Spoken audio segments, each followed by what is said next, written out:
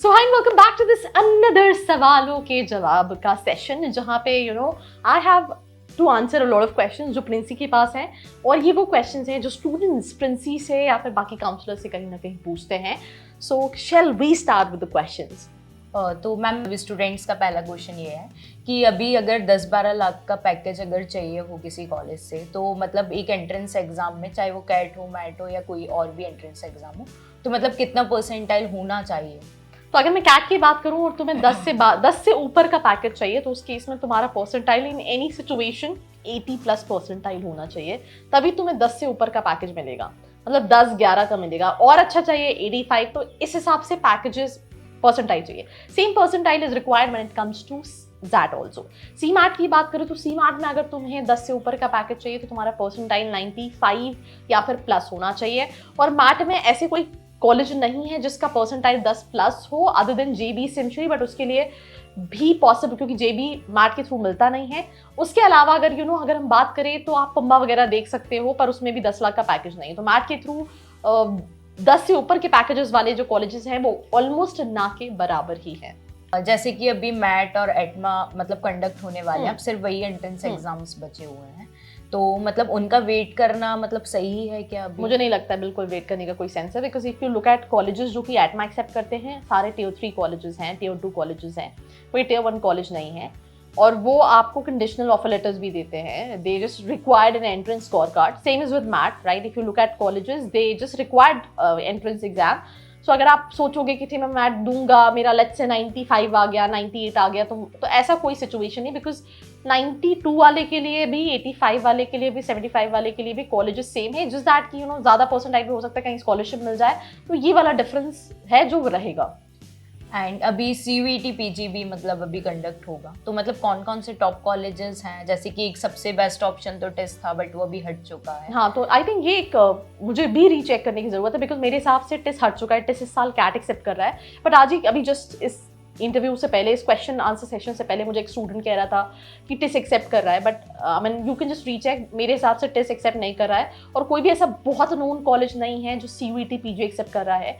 Faculty of commerce आप देख सकते हैं, या फिर आपके स्टेट की जो गवर्नमेंट कॉलेजेस है, पर उनके एवरेज पैकेजेस भी आप देखोगे तो 3-4 लाख का ही एवरेज पैकेज होगा. तो वही सारे कॉलेजेस आप CUET PG के थ्रू टारगेट कर सकते हो. एंड काफ़ी सारे गवर्नमेंट कॉलेजेस हैं, मतलब आई थिंक जिनका पैकेजेस तो अच्छा नहीं है MBA के लिए. तो मतलब आपके पॉइंट ऑफ व्यू के हिसाब से मतलब क्या ये कॉलेजेस में MBA करना वर्थ इट है? मैं गवर्नमेंट कॉलेजेस में सिंपल सी चीज़ जो मेरे दिमाग में आ रहा है, if I talk about IITs, वो भी गवर्नमेंट कॉलेज है, but those are good colleges. But government colleges जैसे CUET PG के थ्रू स्टेट के गवर्नमेंट कॉलेजेस हैं, प्योर थ्योरेटिकल है. बट अगर हम NITs की बात करें, क्योंकि वो भी गवर्नमेंट कॉलेजेस में आते हैं, तो NIT में अगर आपको टैग चाहिए, आप ऐसे हो जो खुद अपॉर्चुनिटीज को ग्रैब कर सकता है, तो वो टैग मिल जाएगा आपको, ROI मिल जाएगा. बट अगर आप सोच रहे हो कि अच्छा बहुत अच्छी प्रोफाइल्स बिग 4 आती हैं, if I talk about you will get practical exposure, तो वो थोड़ा सा मिसिंग फैक्टर रहेगा. तो कोई जो ROI को लेके बहुत ज्यादा सेंट्रिक है, बहुत बजट नहीं है, वो NITs को देख सकता है. उसमें भी NIT ट्रिची, NIT जयपुर को पहले प्रेफरेंस रख सकता है. सेकेंड चीज, इफ आई टॉक अबाउट, अगर आपको टैग चाहिए NIT का, देन आप गवर्नमेंट कॉलेजेस में NITs को टारगेट कर सकते हैं. एंड मतलब अभी काफ़ी सारे Tier 3 कॉलेजेस के ऑप्शंस ही हैं जो अभी बचे हुए हैं ज़्यादातर, तो मतलब इनमें कोई प्लेसमेंट गारंटी तो होती ही नहीं है, तो इनमें मतलब इतना बड़ा इन्वेस्टमेंट करना सही रहेगा? यार मैं एक सिंपल सा जवाब देती हूँ. एक सवाल तुमसे पूछती हूँ, क्या तुमने कभी कोई गवर्नमेंट एग्जाम की प्रिपरेशन की है? नहीं.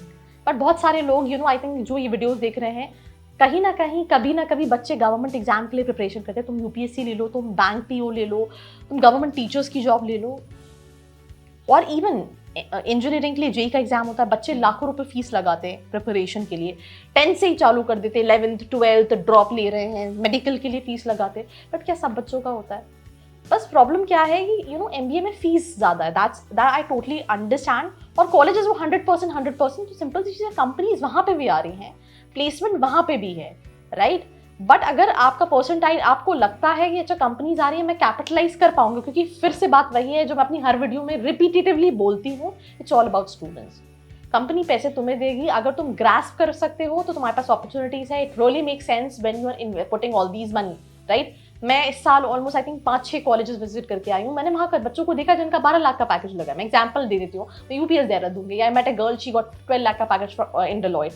मैं जयपुर या इंदौर गई, मेरी खुद I know a girl, she's from Bhopal, her name is Jyoti Patel, she got 9.5 का पैकेज, बट वहाँ पे ऐसे बच्चे भी थे जो अनप्लेस थे, ऐसे बच्चे भी थे जिनका 6 लाख का पैकेज था। मैं दून गई, मैं स्टूडेंट 12 लाख का डेलॉयट में पैकेज लगा है, मैं यूबीएस की बात करूँ, मैंने एक स्टूडेंट से बात की, फेडरल बैंक में 18 लाख का पैकेज लगा है, राइट। तो आई मीन हर कॉलेज में कंपनीज तो हैं, यही जो आप डेलॉयट भी है, फेडरल भी है, स्टार्टअप भी है, सेल्स कंपनी भी है, बट आप किसमें कर पा रहे हो ये बहुत मैटर करता है, राइट। मैं अभी एनआईटी जयपुर के बच्चे से बात करी थी, फेडरल बैंक में 14.5 लाख का, तो टियर 3 में जाओगे, पैकेज फीस ज़्यादा है, तो मैं अगर अपने ऊपर कॉन्फिडेंट कि नहीं मैं मेहनत करूंगा, मैं कैपिटलाइज कर पाऊंगा, you will be definitely able to get ROI, because आपकी पर्सनालिटी इनहेंस करती है। आप ग्रेजुएशन अपने इस शहर की कितनी अच्छी जॉब करोगे, आपको 2-2.5 लाख से स्टार्ट करोगे, आपको सालों लग जाएंगे 7-8 लाख के पैकेज पे भी पहुंचने में, right. So this is what I feel like, rest is your decision, but taking balance decision plays a very important role. Research करो, कॉलेजेस सही से चूज करो, पढ़ाई देखो, फैकल्टीज देखो, एंड ये सोचो कि तुम्हें परफॉर्म करना है।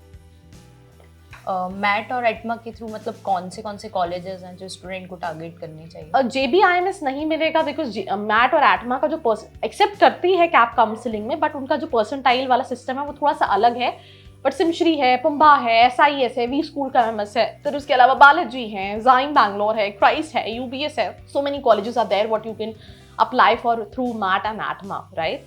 सो या एक कॉलेज है अभी मतलब काफ़ी स्टूडेंट उसके बारे में पूछ रहे हैं, IMSDAVV जो कि इंदौर में है, तो मतलब उसका क्या रिव्यू है और मतलब कितना परसेंटाइल उसका मतलब जाता है कट ऑफ? मैं ऑनेस्टली बताऊं, अभी मैं रिव्यू बनाने वाली हूँ। आई गॉट फ्यू स्टूडेंट्स, मैं अभी रिसेंटली जब CMAT के एग्जाम सेंटर गई थी तो वहाँ पे कुछ बच्चे वो भी थे जो IMSDAVV में पढ़ रहे हैं और वो CMAT देने आए हैं to get into better colleges, right. MP में अगर लेना चाह रहे हो तो उसमें डेफिनेटली तुम कंसिडर, फीस बहुत कम है, गवर्नमेंट कॉलेज है, लोग जानते हैं IMSDAVV की बात, तो जो MP की कंपनीज दे गो देयर है, दे हायर स्टूडेंट्स, पर प्रैक्टिकल लर्निंग ये नहीं है। अगर मतलब फिर वही बात है, प्लेसमेंट्स आते हैं बट 100% जैसा नहीं। एवरेज पैकेज 3-3.5 लाख के आसपास तुम एक्सपेक्ट कर सकते हो। यही तुम प्रेस्टीज में भी देखोगे, सेम सिचुएशन है, आईपर में भी देखोगे, सेम सिचुएशन है।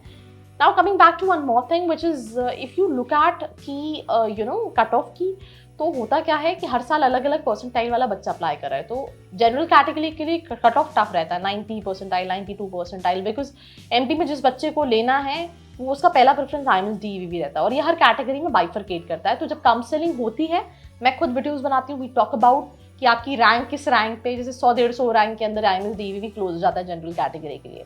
तो जब आप रजिस्ट्रेशन करते हो तो आपको एक मेरिट लिस्ट निकलती है जिसमें आपकी रैंक बनती है, और उस रैंक में अगर आपकी 100 रैंक 120 रैंक के अंदर है, then you can expect IMSDAVV।